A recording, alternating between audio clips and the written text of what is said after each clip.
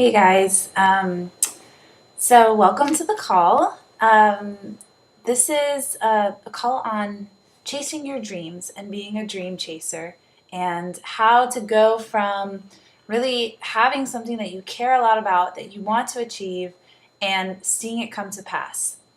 So recently, I've been doing a lot of digging into personal development. And one morning, in the early morning, everything was quiet and I was just scribbling away in my journal. And these 5 steps just kind of fell into place as I was thinking about my own personal journey and all of the things that I had been reading. You know, you have one of those moments where everything just kind of just fits. So I'm really excited to share it with you guys, and I hope that it encourages you. I'm going to go ahead and do a screen share here so that we can all see the slides. All right, so you want to be a dream chaser. You got to get a dream and you've got to own it. And so the first step that we're going to talk about is how to find your dream. Now, for me, I've always been a dreamer, and it's been really easy for me to find a dream. In fact, I have more dreams than I know what to do with. Maybe I could probably not even get them done in this lifetime, but I'm okay with that. But for others, it is a little bit difficult to really hone in and get not just, I think we all have like a general feeling that we're chasing, whether it's to feel valued, or to feel successful, or just to feel fulfilled, that we're helping others, whatever the case may be. We have like sort of a general feeling that we want, but how do you hone that down to a specific dream, something that you can plan towards and something that you can actually take steps and see happen? So these are some questions that may help you to ask yourself, what thrills you? What do you just love? Like, where are you the happiest? And for me, it's my family. And right now, my husband is working full time and in grad school, and his commute is like an hour to an hour and a half. So we rarely see him. The kids barely see him. And with 3 young kids, if he is able to spend some time with the kids, that's time he took away from studying. So then when they go to bed, he's got to go study. And that means that he and I don't get much time together. So that is a huge dream of mine, is to first bring him closer to a closer school so he doesn't have to drive so far, and then eventually bring him home altogether. He has other dreams than being a teacher and other jobs that he would like to pursue, but they're jobs that would be a big financial risk and may not pay a lot starting off. So to be able to have an income that I'm bringing in so that he can be free to pursue those dreams and those business opportunities and actually be home more with us. I mean, that's a strong dream for me. And then ask yourself, what kind of person do you want to be? Even if you don't know what you want to accomplish, you can sort of know who you want to be, because we all have those people in our lives that we just admire them so much, whether it's someone in history or someone who we know. So take a look at those people and write down their qualities, and think about your own life and think about who you are, and kind of make a map. Like, this is where I want to be. This is the woman that I want to be. And for me, I'm just never been very disciplined. Like I said, I have a lot of dreams, but I would just start them off, and when a few bumps in the road came, that was it. I was done. I was going to move on to something else. And that was always frustrating to me, because I just felt like such a failure. Like, I had such excitement and such big plans, and then they would just never happen. And that's not the kind of woman I want to be.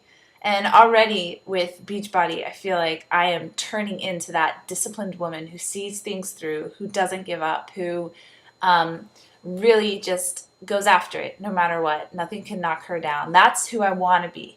And so that's helped me to define my dreams. And then on the converse side, what makes you sad? Yes, what makes you happy, but what makes you sad? What are some things that you would like to change in the world?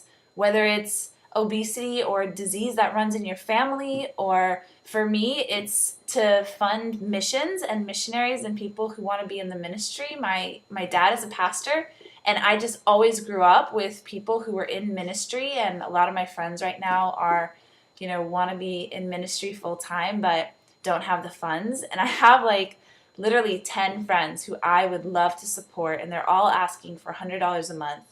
And I would love to just give that to them. And typically these friends take about a year to 2 years just to fundraise.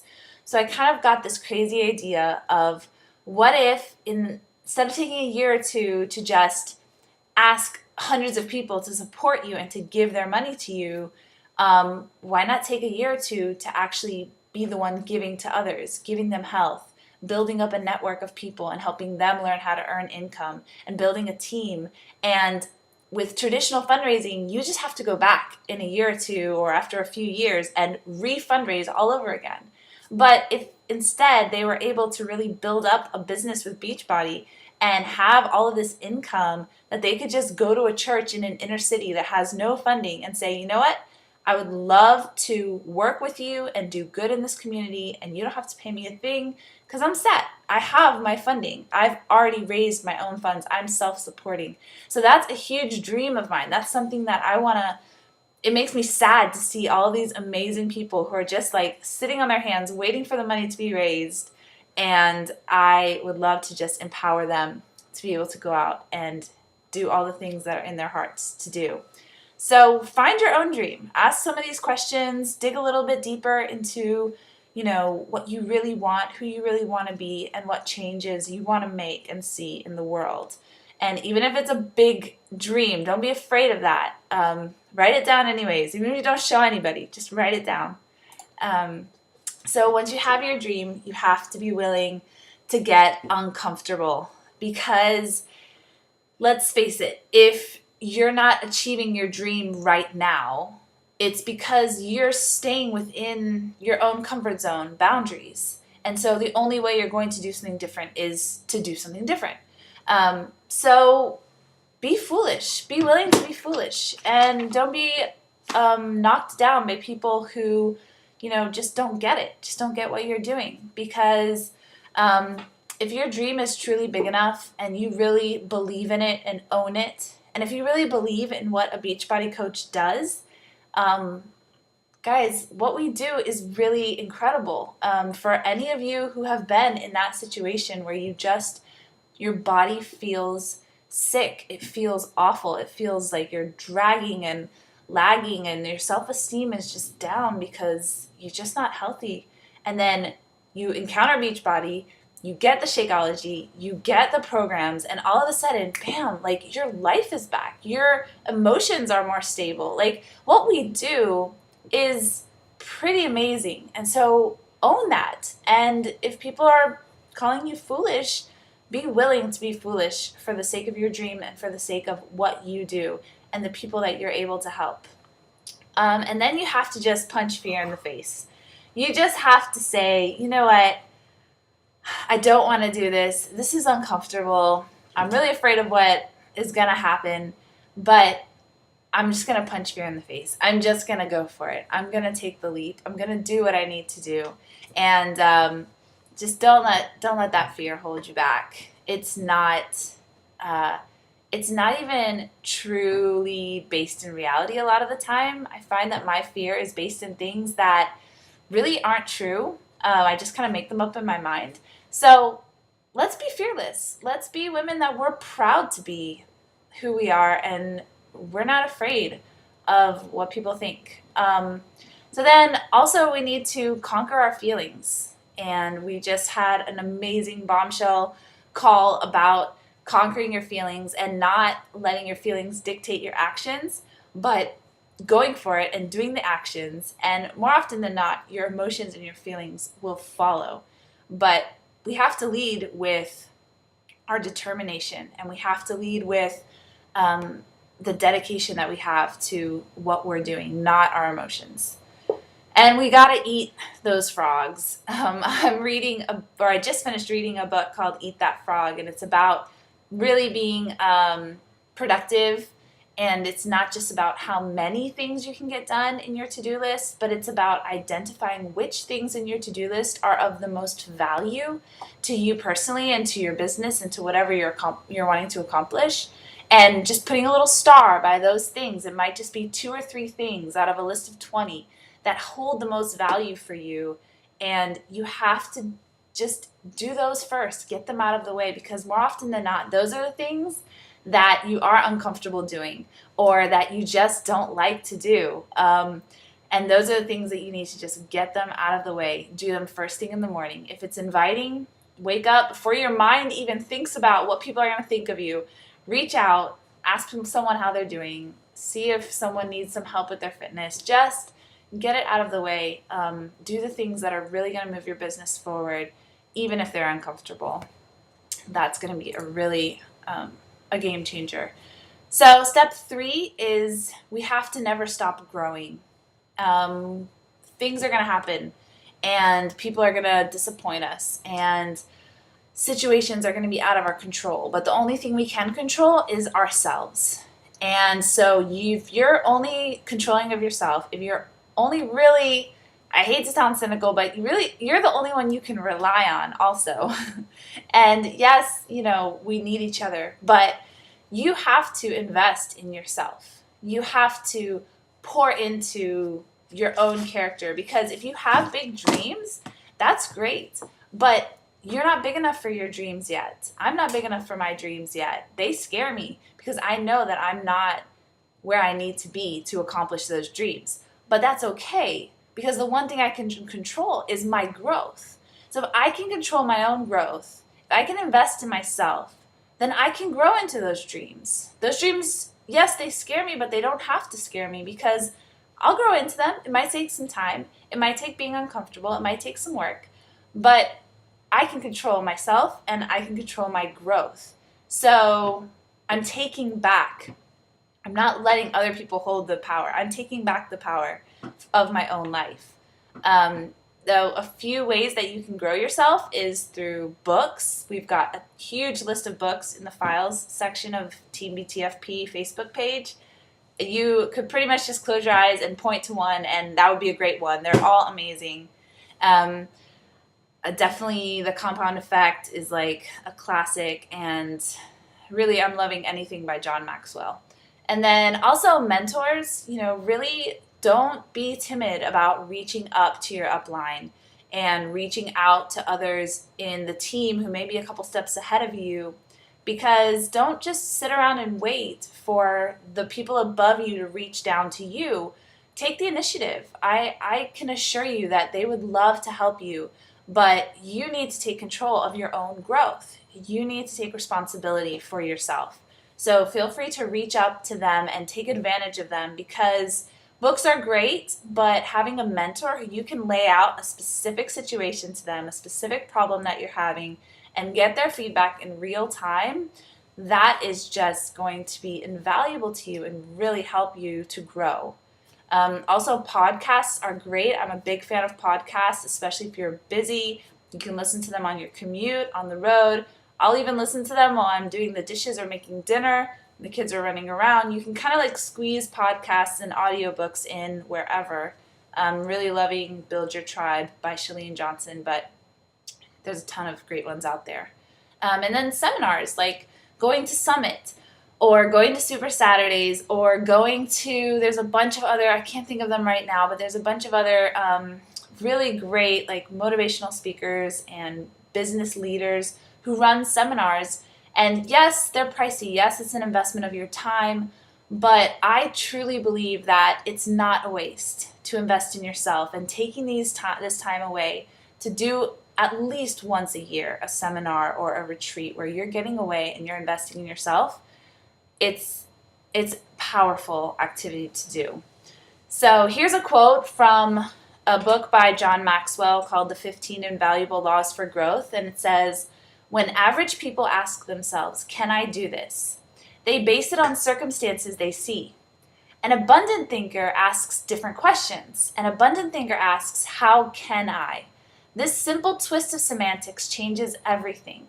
It forces your mind to create a solution." So I love this quote because it really addresses that part of taking the power back.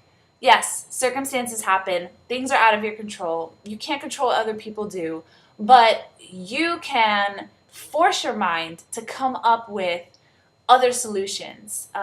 We definitely have a great framework in the 3 vital behaviors, and in different ways of posting and adding value on Facebook or Instagram. But just from listening to a few podcasts on Chalene Johnson's Build Your Tribe, I have learned that there are limitless ways to reach people, to build an audience, to build credibility, to really have a presence either online and also, in other avenues in real life. So yeah, if just Facebook posting isn't working for you, like force your mind to create a solution. Ask yourself, how can I get to this goal? It might be uncomfortable. It might be asking you to do something that you've never done before or learn something that you've never learned before. But you know what? You can do it. You can grow into that role. Just take it one baby step at a time. Reach up to your upline, get a mentor, have them help you if you need a little bit of help. The tools are there for us to take, and we can listen to the circumstances, we can list reasons to ourselves why things won't work, or we can force our minds to create a solution and grow into our greater potential. So step 4 is to go one step more, and this is a principle that I learned from the compound effect. And basically it means when you come up to that wall, so we all kind of work up to a certain point, and then we're tired, or we've finished our to-do list, or we've run out of hours in the day, whatever the case may be. You come up to that wall, and everybody comes up to that wall. But what just differentiates successful people from unsuccessful people is what they do after they hit that wall. And successful people take just one step more. It doesn't have to be this huge, amazing activity or project that you do, but just being willing to go one step more can make a huge difference in your business and getting to your dreams. And what I always do before I go to bed is I ask myself, what is one more thing I can do? It may be as simple as one more person that I can just send a quick Facebook message to see how they're doing, how their kids are doing, how their job is going. Or it might be looking on Pinterest and finding just one great article that I can pin to share later, or reading just 2 more pages of my personal development book. Whatever it is, I always ask myself, what's one step more that I can go? Because I want to really push for excellence. And then also, so that's going one step more for your own personal activity, but also what's one step more that you can do for others that would really exceed their expectations of you. If people are expecting you to send them Facebook messages, send them a voice memo instead, or write them a handwritten note, or give them a phone call. Send them a text, or see if, they would like to meet you for coffee. It's just exceeding people's expectations and being more helpful than they're even asking, anticipating what they might need or want or appreciate, and going that extra step. It doesn't even have to be going the extra mile. It's just going the extra step that gives you just that little bit of distinguishing, and I think will really make you stand out as a person and as a coach. And there was this quote that Becca posted a while ago. I think it was from Will Smith. And he was basically saying, you can be more talented than I, you can have a bigger network than I, you can have better connections, and he just listed all these things that someone else could have as an advantage. But he ended it by saying, I will not be out-hustled. You will not work harder than me. I will give everything. I will work as hard as I can, and I will not be outworked. And I just loved that quote because it's true. We cannot control what other people do, the advantages other people have, or the disadvantages that we have. We're dealt whatever we're dealt. But what we can control is the amount of effort and work that we put into it. And if we lead with our hearts, lead with our dreams, if we believe in them and believe that they're worth the sacrifice, then why wouldn't we give it our all? Why wouldn't we just go for it? So step 5 is the last step, and it's kind of come about because the book I'm reading right now is called Failing Forward, and it's all about how to see failure properly. And I know I have had just a wrong view of failure in the past, just thinking that it defined me and it limited me. So if I failed in something, that meant that I wasn't meant to do it. If I failed in, achieving a certain goal, then why keep trying? I can't do it. But what his premise is in his book is that Successful people are the ones who fail the most. They're just unwilling to take that as the final answer. Most of the best entrepreneurs actually went through 13 businesses before they hit the one that really made them successful. And so, what if they had given up on business 12 or business 10? I mean, I usually kind of think 3 tries and you're out, but it's just that spirit of failure doesn't mean stop. Failure doesn't mean you're not meant for this. Failure just means that you're trying, that you're a person. And when, especially on those months when you've done step 4 and you have not been out hustled and you have worked your butt off and you have given 110% and you've gone that extra step every time and you still miss the goal. That, for me, is when my doubts creep in. Because if I slacked off and I didn't hit the goal, okay, I kind of expected it, I slacked off, that's what I get. But if I'm giving like 110% and I still miss the goal, that's when I'm kind of like I'm not meant to do this. I can't do this. This isn't going to work for me. And that's when my doubts creep in. And I have to have an answer for those doubts. I have to have something to tell them. So definitely you need to remind yourself that failure is just something that you do. It's not something that you are. You are not a failure. You fail, but you are not a failure. There's a quote that John Maxwell has, and he used to be a pastor, so he says, God uses people who fail because there aren't any other kind around. We are not the only ones who fail, and the successful people are not ones who never fail. We're all failures. We're all there. We just have to choose, am I going to keep going, or am I going to say that's it, I give up? So a little story about this. When back in July, it was the Beachbody Team Cup, which is like this big competition between all the Beachbody coaches, how many Success Club points you can get, and you get points. So I was like determined to get Success Club 20. I had never even come close to that before, but I was determined to get it. Becca was leading our team, and she's like this big dreamer. She's like, let's try and get 100 points as a team. And so I was like, all right, I'm going to do Success Club 20. And I just was inviting so many people. I was putting it out there. I was getting way more uncomfortable. I was hustling till late at night, on the phone, on email, just everything that I could think of to do. And I barely scraped by with Success Club 10. I think I was hanging out at Success Club 5 for like forever, and I was like, this is unacceptable. I have to get to 10, and somehow I got to 10. But it really, like, the next month in August, I was burnt out, and I was feeling like, gosh, what did I do wrong? I don't think I can do this. But I decided, instead of stopping, to use my failure and try and learn from it.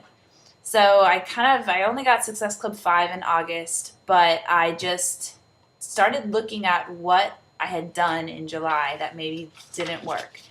And I realized that I was just kind of being lazy and just kind of spamming people. Like, yeah, I was inviting a ton of people, but I wasn't taking the time to really get to know them or ask them questions or add value to them. I was just kind of like, hey, do you want to join my challenge group? Hey, do you want to join my challenge group? Hey, I've got a challenge group you should join.